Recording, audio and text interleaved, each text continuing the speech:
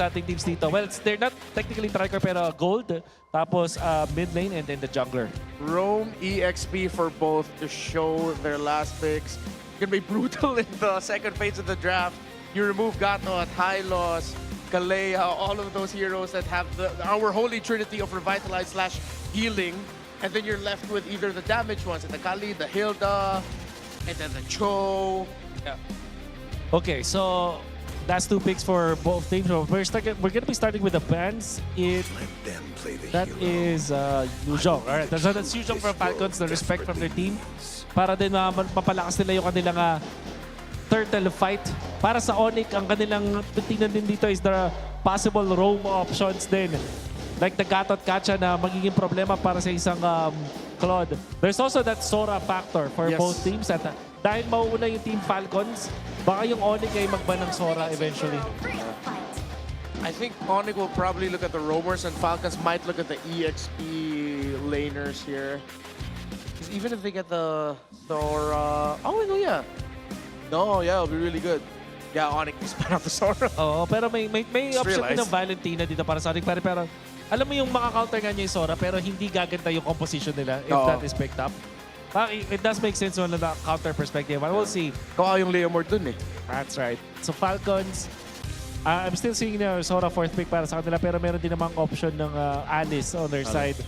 Yeah, so that Kirk doesn't end up with it because it also it combines really well for ONIC. I mean, we've always said balance would be really good, but even more so now, I think it's warranted ONIC can just go full dive, considering it's the even Moscow that you're worried about. The Khalid gets banned out here for Falcons, one of the multiple roamers that we mentioned earlier.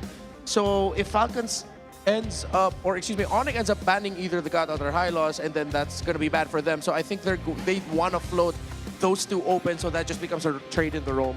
Yeah. So, speaking of roamers, mayroon bang chance na ang Guinevere dito will be the roam? Yes. That happened before? Yeah, that happened before, but okay. Sorry, Twisted Minds, but I just wasn't. Yeah, it was. Not for me, not for me. Let's just say that. I'm not going to yuck their yum, it wasn't for me. Okay, so that will be the Atlas, the ban here for ONIC. 4th pick para sa Team Falcons. Sora looks really good here para sa Falcons. Okay, would you rather get the Sora or get the Alice so that ONIC doesn't get it? I'd rather go the Sora kasi madami siya na-achieve dito pag dive na rin everything. If they want a neutral pick, yung Hilda nandyan pa rin available para sa kanila. Okay siya laban sa isang Leomord, okay siya versus the Claude. Yep. Another option is Glue, another flex pick yun. Pwedeng maging EXP, pwedeng maging roam. At nakita naman natin kung gaano ka-impactful si Ogwin sa pag-control ng river with that Glue. Oh yeah, what if they just pick it up as the red 4 pick and then it's a flex if ever? Then you can just adjust it. But that will mean Alice para sa team, sa ONIC Philippines, I mean. Yeah. What do you pick for Brusco? Fight for the So ultimate. it's in the Hilda. Still flex. Still flex. What a pick up. Okay. It makes it so much harder for ONIC to read. Yeah. But they can go Sora if they want to. At the same time, may Lapu-Lapu pa na hindi naman din magkakaroon ng problema dito sa Hilda. I think the Lapu-Lapu is a great addition para sa ONIC. It has the dive that they need. Yung Alice, tingin ko magkakaroon na ng konting problema dito because of the presence of the Hilda in the Moscow. Yep. And the knockups coming out from the control coming out from both even Hilda. Even Guinevere. So tingin ko, Lapu-Lapu na pipili ng ONIC Philippines. And the Gatot Kacha probably. And there it is. That's the Gatot para sa side ng ONIC Philippines. And then they showed the revitalized roamer here. Ogwin can just wrap it up with a high loss. Yeah. Wrap it up in a neat little package. Still go for the Alice. Ooh. Yeah, the more you're talking about it, I was thinking maybe the Lapu-Lapu would have been a little bit better. Yeah. Pero isa naman to sa mga na-consider na natin kanina. Yeah. For sure. A very standard pickup. Oh yeah, they go all dive, by the way. All dive for sure. So, revitalize makes a lot of sense here. It has to be high loss, the glorious pathway. Pwede rin yung i-keep nila yung Hilda dun sa may gitna, sa may row, and then pick up an Arlot actually. And they themselves pick up the Lapu-Lapu. Alam mo, I think this is pretty even. Parehas na teams na may malakas na lineup. The dive coming up from ONIC is impressive. It's gonna be up to execution. I feel like this is a pretty even draft. Match point for both. Super Fam, ONIC needs your support! Falcons wants one more game! Who is gonna move forward? Is it Falcons now, or are we gonna go to game number 7? Casters, let's go! Papalapit na ata ang prime time sa San Juan sa pagpasok natin ng game number 6 dito sa Land of Dawn, kung saan nagtatapat in an elimination match patungong Grand Finals ng ONIC Philippines and Team Falcons. Malalaman na natin kung paano nga ba magpapatuloy ito sa pagpasok ng game number 6. Do or die para sa ONIC Philippines.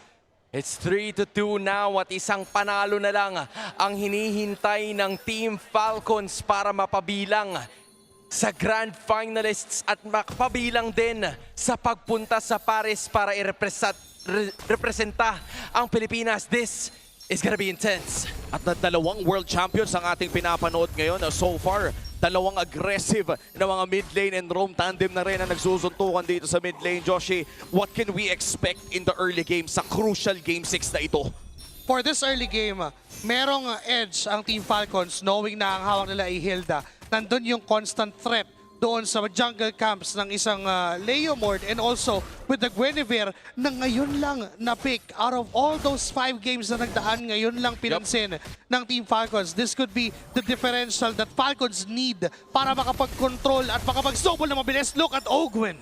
Wow. And katulad ng sinabi mo, no, snowball nga talaga ang hanap ng dalawang ito, and back-to-back Eve games as well. Para dito kay Haji na napakaganda na naging performance kanina in game number 5. Kaya may expect natin na mainit pa rin ang kamay ni Haji when it comes to this hero. Pero ang pinagkaiba naman ata ngayon ay hindi na hard catch ang gusto ng ONIC Philippines. They have a lot of sustain sa kamay ng Alice ni Kirk at pati na rin sa gatot catcha ni Brusco. And I think I could say the same thing para dito sa kupunan ng Team Falcons. They have Ogwen as the roamer na posibleng makapagbigay ng information, pero yung palakol niya lang talaga ang magiging mini crowd control skill. Aside from the real world manipulation na posibleng bitawan ni Haji, pero as a crowd control skill, ayaw mo na basta-basta gamitin lang yung big ticket ultimate gaya nun. Wow, at nauna pa ang side ng Team Falcons dito at mapepwestuhan na rin ni Flap ang turtle na ito. At dahil nga nauna ang side ng Team Falcons, parang mahirapan nata mag-contest ng ONIC. There's gonna be a bravest fighter already. May iwasan bahagyan itong si King Kong, pero napakaganda ng zone ng Team Falcons at makakabutas pa sila ng isa, posibleng dalawa kasi pinagsama na. Makakatakas ng bahagya itong si Kirk matapos siya gamitin ang Throne of Ruin, but that's a kill and a turtle para sa Falcons. Hindi nagamit yung revitalize si Brusco. Dahil doon sa mini stun and beautiful. Oy! Pagtatalon! Ang bansag ng Falcons kay Savero. He is down! Saan ang galing yung ganitong klaseng aggression ng Team Falcons? Dahil sa information na binibigay ni Ogwen, knowing nakita niya lahat, kita niya yung mid trio ng ONIC Philippines, na pe-prevent nila yung aggression na pwedeng gawin, and look at Ogwen once again. Pero nakakatakas pa rin naman siya at may pagtalon na naman na gagawin si Kyle. Babawian naman siya ni King Kong at yun ay ata ang kanyang magiging katapusan. Dalawa na naman ang jungler, dalawa na naman ang pinagsama si Ogwen. Ang susunod, counter punch mula sa ONIC ang ginawa nila para mabababa.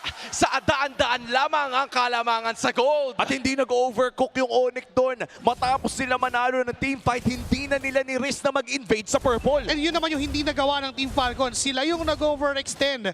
Ogwen, nung nahuli siya nung Unbreakable and even yung buat ni Super Friends, okay na yun for ONIC dahil enough na yung crowd control time na yon para pabagsakin yung Hilda na hindi na nakapag-heal up itong si Ogwen, and eventually nahabol pa itong sila Kyle. And even si Kyle, nung namuhat siya, hindi na siya nakatakas, na expend niya na yung second phase ng kanyang spatial migration, kaya naman wala na siyang way para tumakas against ONIC. Medyo even na nagiging tagpo. 900 gold lead for Team Falcons may seem na malaki yan for the early game, but for ONIC, it's just 1 kill away para makuha yung lamang. At iisang, actually, lahat ng mga battle spells sa ating XP later sa magiging available sa upcoming turtle fight natin, kung saan ang huling pagong ay napunta sa kamay ng Team Falcons ng malinis.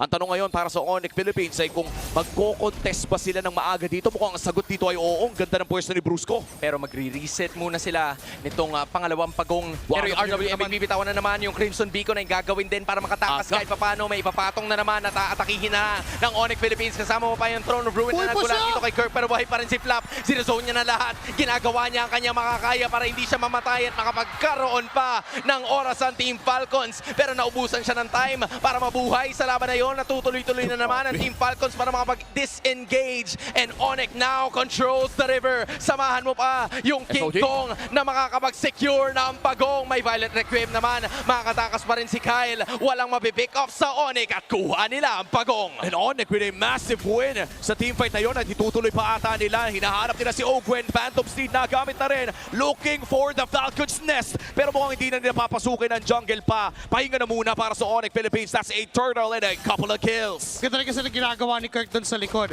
The moment na pumasok si Flap, na-delay yung pag-take ng Falcons dun sa objective, making it possible for ONIC to turn things around. Power of Wilderness mula kay Ogwen could be a death blow para kay Kirk. Pero nabuhay pa din naman siya. Now looking at Savero. Tinuluyan gamit yung Blazing Duet pero may pantakas pa kaya si Savero. The answer is yes. Dahil nandyan na si Kuya King para umalalay sa kanyang kakampi. Oo, at may Purify pa nga siya doon. So kung sakaling tumama man yung mga abilidad ni Kyle, ay makakatakas pa rin naman si Savero bagamat mapaipindot yung Purify. Meron na tayong isang objective para sa ONIC and Falcons. At sa tagal ng laro na ito ng 6 minutes, 1,000 lang talaga yung hawak na kalamangan ng Falcons. Hindi na umalis doon. Napakalaking factor yung ginagawa ni Super Friends na paulit-ulit niyang ginugulo kung sino man yung humaharap from Team Falcons. Kailangan din i-maximize ng Team Falcons yung range na meron si Haji over the Shoshin. Kailangan perfect timed, perfectly positioned. Lahat ng mga binibitawan na skills and Ogwen must not overcommit. Kapag wala siyang flicker, kapag wala siyang first skill, kasalanan para sa Team Falcons, para kay Ogwen rather, na lumaylay pa itong si Ogwen doon sa kampo ng ONIC Philippines. Because again, we're looking at ONIC with the Gatot Katsa and the Zoshin. Napakataas ng punish potential. Oh yeah, and para naman sa ating mga gold gainers dito, Joshi, parang magkaiba na naman ang nagiging ruta nila dito in terms of their items. Golden Staff ang rekta dito para kay Super Marco. Meanwhile, para kay Savero, para bang pupunta muna siya sa kanyang corrosion. And I feel like that's a big difference in terms of DPS. Pero sa paparating na turtle na ito, ONIC Philippines ang mauunang humawak. 5v4, ito kalahati na naman ang buhay ng pagong mo. Ang bibitawan na to dahil biniblitz ng ONIC ang major objective. Makukuha nila ang 2 sa 3. Ngayon naghahanap sila ng conversion. It's gonna be Kyle na makikita nitong si Kirk. Pero si Ogwen ay aalalay din naman. Hindi na biglaan pero si Brusco simply face-checking the rest of the members of ONIC Philippines as we speak. It's gonna be another 1.1k gold na hinahawakan pa rin nila. Yung Crimson Beacon, mababato si Ogwen na makakapag-flicker din naman ng biglaan. Wow! Set their sights on Flap. Nabinato na ang kanyang espada at sa dami na nangyari mukhang wala na naman magkakamatayan pero yung RWM na naman! Aray ko po! Si Haji ang nagsimula at nagtapos ng lahat! Pero teka lang si Kyle, naghahanap pa ng dugo. Wala ng Phantom Seed si King Kong at mukhang naghahanap pa ng chance ang Falcons sa patagalin ng laro. Pero mukhang hindi na nila itutuloy pa ang laban sa baba dahil nakakarami na rin si Super Marco sa taas. Team Falcons is just playing the Moscow game. Hanggat kayang patagalin nung 4, hanggat kayang pumalag, hanggat hindi sila namamatayan, hindi gagalaw si Super Marco kung nasan man yan dahil ito yung laro ng Moscow. Yung constant pressure doon sa opposite lane kung saan nangyayari lahat ng laban. This is how they will outpawn the Lord. Aray ko! Nakabawi pa ang ONIC. Getting a massive kill onto Haji. Ibig sabihin yan ay medyo makukuha nila pabalik ang control. The 3k gold lead almost cut into 2,000. Kung nakakabawi pa naman ang Super Family dito. But this was a great find na nagmula sa ONIC Philippines. Talagang nakuha nila yung medyo out of position na hero. Pero kahit wala sa posisyon, pwedeng malagay sa alanganin itong si Super Prince na kahit papano ay meron naman ng stacks. But those lanterns are gonna be enough para makakuha sila ng kaunting lupa sa mapa. Taking that top turret down and maybe even more. Kasi si Savero hinahantay si Marco. Si Ogwen ay ibabato na naman at si King Kong nandun lang sa kabila. Tatalon ba si Flap? Mukhang hindi yata ang kasagutan. And that's gonna be the end of it all. Oo, hindi pa ata mag-GG dito ang side ng Team Falcons. Masasaktan lamang ako si Super Prince. Na naman ang pagtalon. Sinama na naman si Super Prince sa hukay pero yung talon para makatakas ang ginawa nitong si Brusco. Meron man siyang flicker. Hindi niya yun ginamit kasi alam niya na for the greater good ang major objective. And that's the Lord, I think. Para sa side ng Team Falcons, mahihirapan talaga ang ONIC na lumaban dito nang wala si Super Prince at napakadelikado kung sakaling i-rest nila mag 50-50. Pero kung gusto ata nila delikado, ilalaban ata nila to. Nilalaban na talaga nila ng tuluyan. Si Kirk na naman na malalatagan ng sandamakmak na damage. Pero nandun na naman ang free hit sa may padalikuran. Yung revitalize na ginamit. Hinati nila ang ONIC. At yung Team Falcons na naman sa tulong ni Flap. The Cannon event is happening for Team Falcons. At ngayon, walang ibang team sa frame para kunin ang Lord na ito.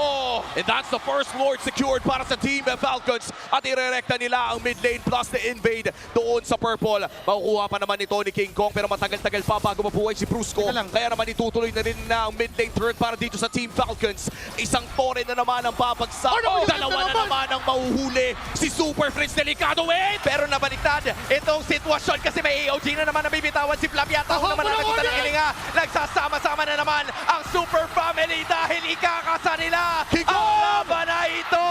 What a way to counter attack pero si Kyle ay buhay pa kontra dito sa tatlo na hinahabol na naman siya pero wala na yata siyang pupuntahan pa. ONIC Philippines with a crucial counter attack to stay alive in the tournament.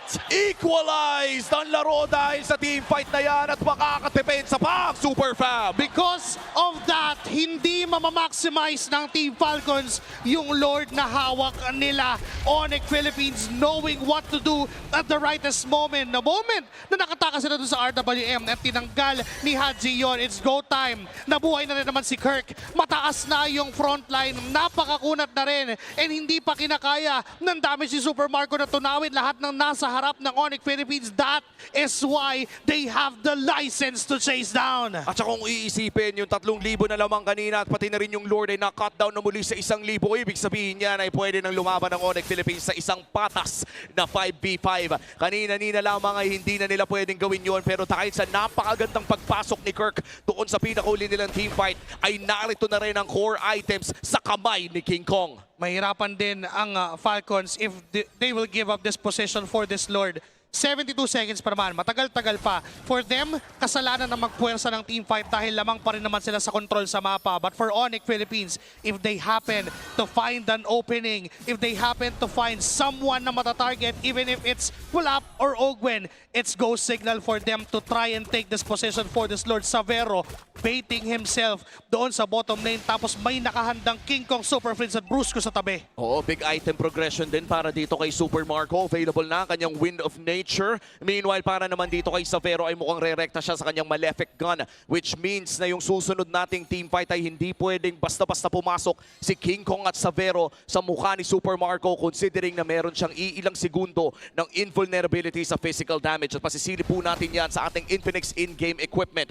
20 segundos bago magsimula ang pangalawang Lord ng larong ito. Ang huling Lord ay napunta sa kamay ng Team Falcons at napasama pa ang Falcons Nest dahil sa nangyari doon. It's been a push and pull sa pagitan ng dalawang kupunan na ito. Kanina'y lamang ang Falcons ng halos 4,000 pero nabawi yan sa isang iglap ng ONIC Philippines para idikit ang laban na ito. Control na naman nila ang river as they transition towards the Lord. Kaya na nga, Malefic Gun para dito kay Savero. Ang river ay kontrolado ng side ng Team Falcon. Sinusubukan ni Brusco magbigay ng espasyo para sa ONIC Philippines. At hahawakan na nga ito ni Savero. This is the second Lord of the game kung saan pwedeng mabaliktad ang laro na ito. Super Marco na sa gilid at kita siya ng ONIC. Pero nangangalahati na ang buhay nitong Lord. Is it gonna be enough time para makapag-dish out sila ng damage? Getting it again para sa kupunan ng Team Falcons. Pero yung Storm of Ruin ay bibitawan na naman ni Kirk. May pagtalo na naman na gagawin sa mga members and Brusco's gonna be going down. Tuloy-tuloy pa rin ang aksyon. It's gonna be free hitting para kay Super Marco. Nagkakalunan ang ONIC. One by one they go down. And they are down to just 2. Buhay pa ang machine at nakuha nila ang Lord. Crucial retribution mula kay Kyle, and that perfect timing can give them a ticket to the Grand Finals! At ito na ata yun, ang alab ng damdamin ng Team Falcons, ang pagliyab at pagsayaw ng Team Falcons patungo sa base ng Super Fam. Kumakapit pa rin ang ONIC, buhay na ang halos 4. Kakayanin kaya nila na gusto ng makatapat ang iba sa mga members ngayon ng Team Falcons pero nag-dish lang ng damage. Tapos bigla nawala si Ogwen. It is still a-okay. Biglang bumabalik sa ONIC. Nawala na naman si Flap. At nandun, just like that, 2 heroes have been taken down and ONIC is still alive. Primetime MLBB, 14 minutes in, akala ng lahat ay kaya nang makuha ng Team Falcons ito pero nakahanap ng pwesto ang ONIC Philippines. Pamatay, sunog mula sa ONIC Philippines, getting the 2 sustained heroes na kinakailangan ng Team Falcons para doon sa mga clashes. It's good sign from ONIC, a breather. At sila naman ngayon ay may lisensyang lumabas. Kaya nilang lumaban, wala pat matagal. Nandyan na si Ogwen, pero 5 seconds pa para kay Flap. Uy, Kirk! Medyo manalatagan siya. Damage Naku po, siya naman ng naku po! HPL. Doon naman yung RWM, pero makakatakas siya ng mabilisan.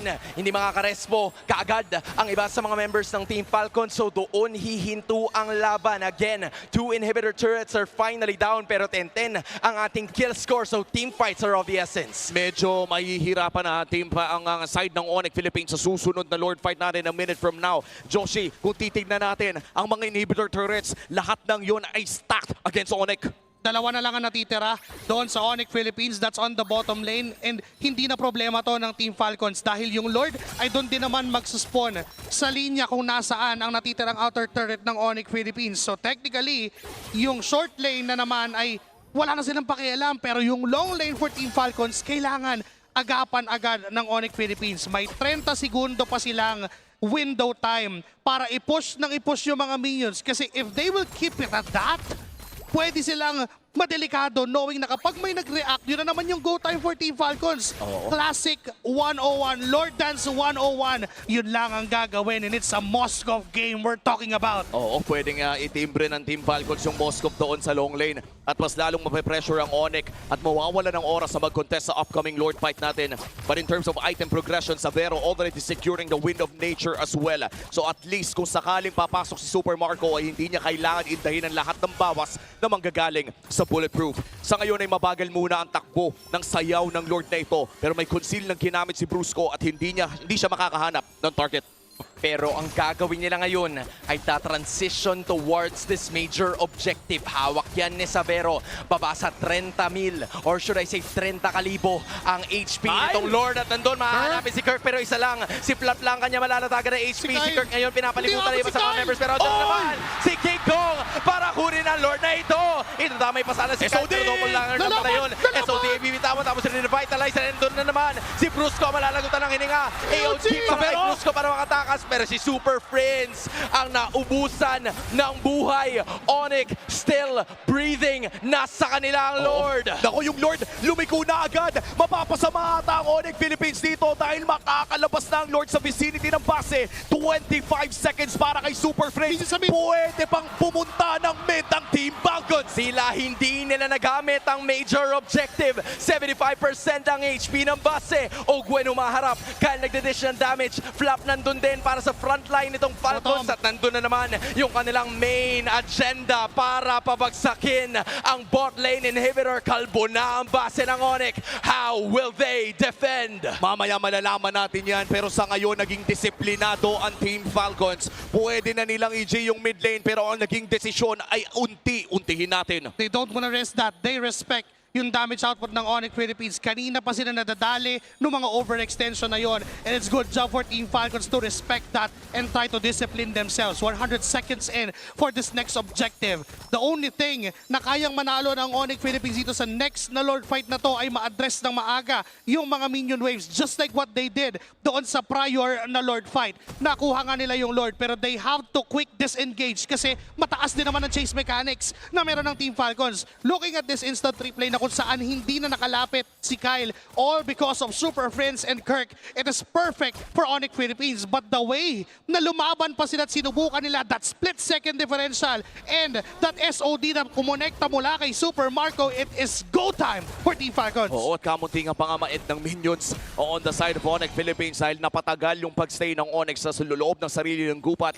At sa handset, kalbo na ang base ng ONIC Philippines in this elimination game number 6 ay mahihirapan sila mas lalo na waves. sa susunod na Lord fight dahil 3 waves ang kailangan nilang tignan with a Moscow on the side of Team Falcons. In terms of macro advantages ay lamang na lamang talaga ang Team Falcons. Ang laki. If we're gonna measure that real-time win percentage, it's still at 70% for Team Falcons, knowing how they control the map and even the state of the game.